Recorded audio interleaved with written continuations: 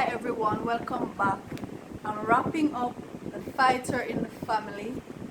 Actually, the last video ended while I was still on the last chapter, chapter 12.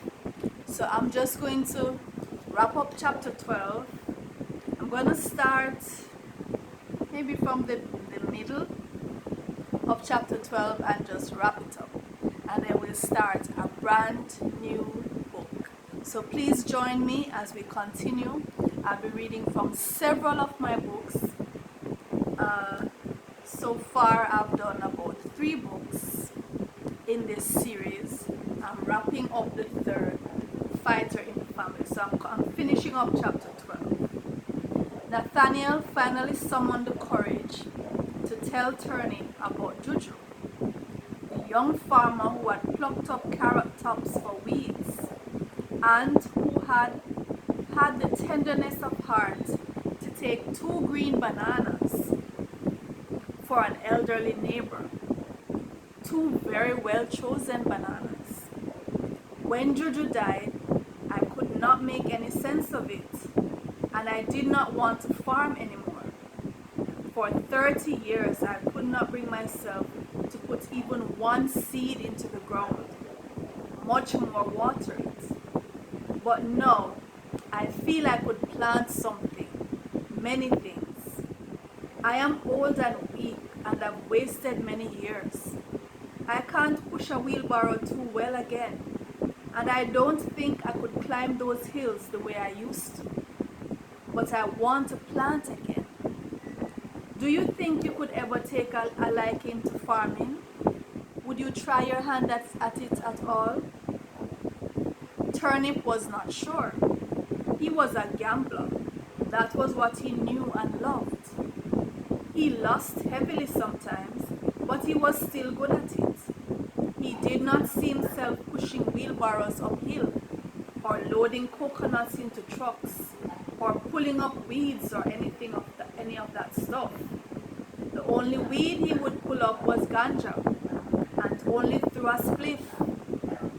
Turnip had not pushed a wheelbarrow in his life.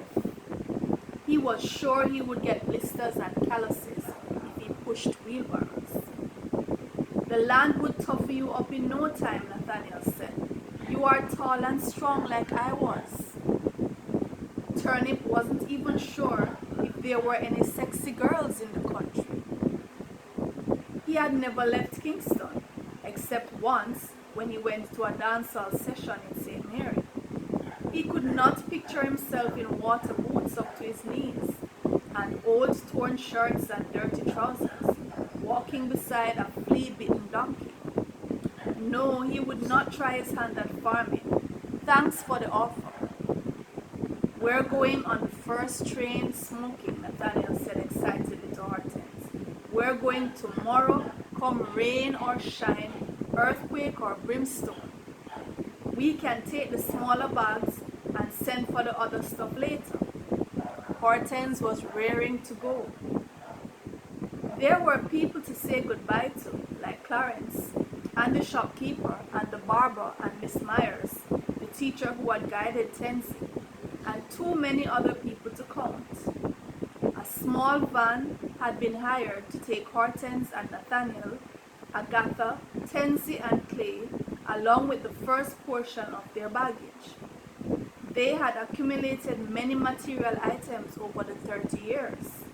They could not take them all with them, and they did not need to take them all with them. Certain things that were of indispensable value in the city seemed irrelevant, cumbersome, and redundant in the country. The removal van had come early, before daybreak, and everyone had given a hand in getting the things into the van, onto the back of it, and securing the tarpaulin around the frame of the van. Then they all climbed in, Hortense and Agatha in the front seat with the driver, and Nathaniel around the back with Tensie and Clay. The driver was revving and had already turned the van when Galvani and Hilda came running out of the house. Wait, wait, they shouted, Turnip is coming. And in a flash, like he was bent on catching the last train to heaven. Turnip came darting out with 2 bags that had been hurriedly packed and hopped onto the back of the van. He had had a change of heart. He was going to try his hand at this farming thing for the sake of the little farmer whom he had never met. It was a morning in early October 2006 that a blue van pulled out of Cassava Peace and left Kingston, heading straight for the green hills of St. Anne. It was the middle of the rainy season, but the sun had come out that morning. Still, some showers of blessing gushed down on the little van as it made its way through Linstead and Ewerton and up into the foothills of Mount Diablo. The rain eased, then started again just before they got past Faith's Bend, then stopped again for the rest of that morning. They had stopped at Faith's Bend to buy some roast yam and fried fish, and it was then that Nathaniel noticed that the stalls had been relocated to the other side of the road. He had not walked on St. Anne's soil or breathed in St. Anne air or seen the glories of his home parish for 27 years. During those 27 years, Nathaniel had grown a bit stout in the abdomen. His hair had receded, leaving a bald patch at the top of his head. He had lost almost all his natural teeth and wore dentures. Nathaniel suffered from diabetes, wore glasses, and had to stop for breath much more than in his youthful days. And when he had decided to stretch his legs, when they had stopped in Faith's Bend, Nathaniel had not been able to stretch them very far. He had also gone searching for a restroom so he could relieve his aching bladder.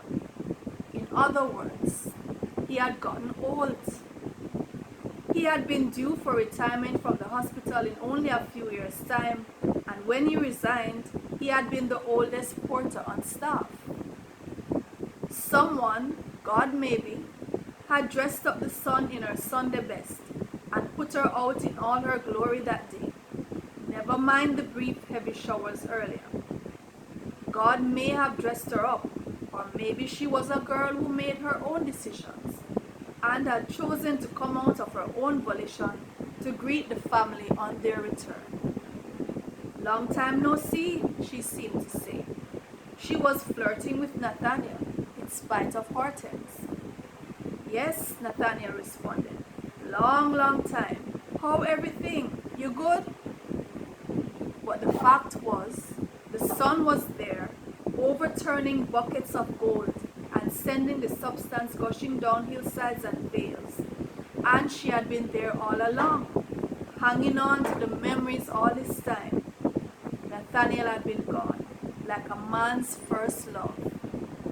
And the cows were just as arrogant as Nathaniel remembered them, munching happily at grass on the meadows that ran for miles along the main road, guided by picket fences. The cows in Walker's Wood seemed to be under the impression, and they may very well have been right, that they were by far the fattest, proudest, and luckiest cows in all Jamaica, bar none. The old family house was still easily seen from the road.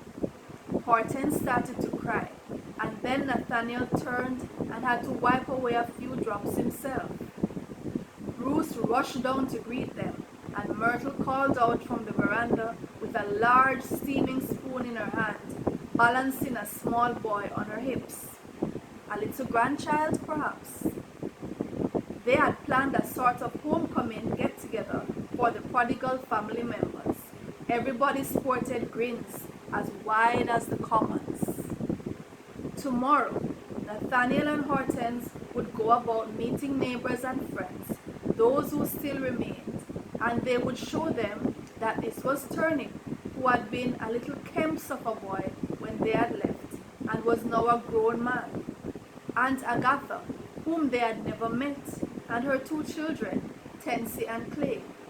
And they would say that the other girl, Galvani, was a sight for sore eyes, as they would see for themselves when she visited soon.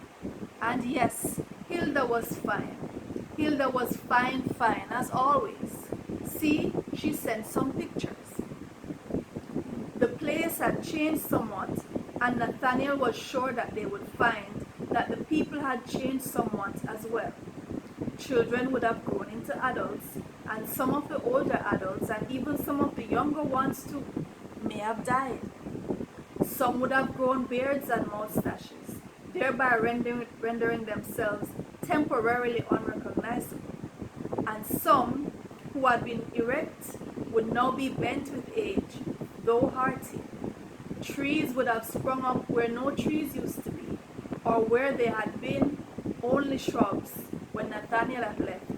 But more houses would have sprung up too, where trees once were.